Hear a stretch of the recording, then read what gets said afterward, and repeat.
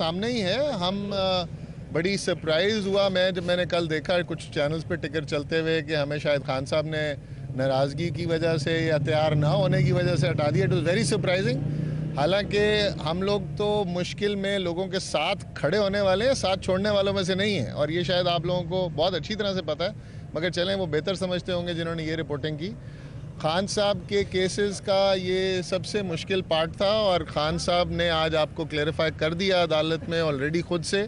कि उन्होंने खुद सरदार लतीफ़ खोसा जो प्रिंसिपल काउंसिल थे अलकादिर केस में, उनको इलेक्शन मुहिम के लिए लाहौर भेजा, और उनकी एब्सेंस में अली ज़फ़र साहब जो है वो कंडक्ट करेंगे अलकादिर, जबकि तोशा खाना केस ऑलरेडी मैं कंडक्ट कर रहा हूँ और आज आपके सामने है सारे गवाहों की, और बल्कि जो मेन उनका आज स्टार विटनेस था, एक्सपर्ट विटनेस था, उसकी जरा मैंने ही की है, और खान साहब का फुल कॉन्फिडेंस है हमारे साथ।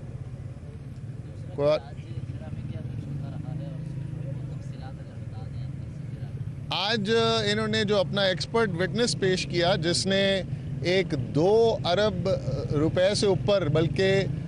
एक 2 करोड़ की वैल्यूएशन को $20 मिलियन से भी ऊपर का बना दिया,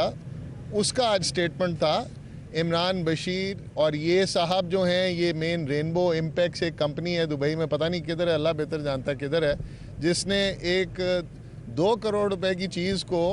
$20 मिलियन से भी ऊपर का बना दिया। उनसे आज मैंने पूछा कि भाई आप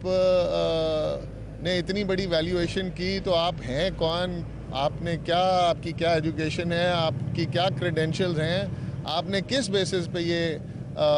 सारी कार्रवाई की, और आपके सामने उसका अहवाल है। दोस्त अंदर बैठ के रिपोर्टिंग बनाते रहे कि ना तो उनके पास वो ज्वेलरी सेट था जिस पे उन्होंने वैल्यूएशन की, ना उनकी तालीम वो इंटर थे और पिछले 7 साल से BCom करने की कोशिश कर रहे हैं, और एक इंडियन कंपनी जो कि हमारा एक दुश्मन मुल्क है उसकी कंपनी में काम कर रहे हैं। तो मैंने कोर्ट को आगाह किया कि क्योंकि ये दुनिया भर में वहाँ पे दुबई में तो हर किस्म के वहाँ विटनेसेस कंपनीज मौजूद हैं ज्वेलरी रिलेटेड, तो किसी ने भी हामी नहीं भरी। एक ऐसी कंपनी जो दुश्मन मुल्क की कंपनी है, इस्लामी मुल्क का एक बड़ा लीडर है हमारा former prime minister Imran Khan, उसको मलाइन करने के लिए और उसको पॉलिटिकली उसका पार्टी को मलाइन करने के लिए, ये एक ऐसे बंदे को जो इंटर पास है उसको एक्सपर्ट विटनेस बनाकर पेश किया गया है, और उससे ये $20 मिलियन की वैल्यूएशन ले ली है। उसने अपनी डिटेल्ड रिपोर्ट में ना ये बताया है कि उसने ये वैल्यूएशन कहाँ से वेरीफाई की है, किस कंपनी से की है, क्या ये किसी सेट में जो जहाँ जिनसे बनवाए गए थे उनके पास गया, उन्होंने कुछ बताया, क्या इसका उसने कोई इसमें मशीनरी यूज़ की ये देखने के लिए कि ये सेट्स जो हैं ये इतने महंगे हैं, क्या इसने कोई तस्वीरों से किस तरह अखज़ किया इन सेट्स का वेट और इनमें लगे हुए डायमंड और गोल्ड की क्वालिटी, क्या ये डायमंड या गोल्ड था भी,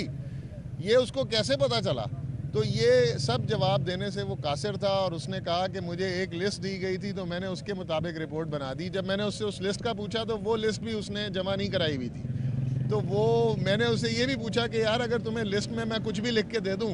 तो तुम कुछ भी रिपोर्ट बना दोगे, तो कहता है जी जैसी आप लिस्ट देंगे वैसी मैं रिपोर्ट बना दूंगा।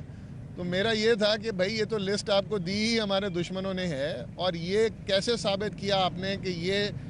लिस्ट के जो अंदर चीज़ें लिखी हुई हैं यही हमें क्या कहते हैं गिफ्ट मिले हैं। तो इस पे उसके पास कोई जवाब नहीं था। आज आई थिंक इस केस को तो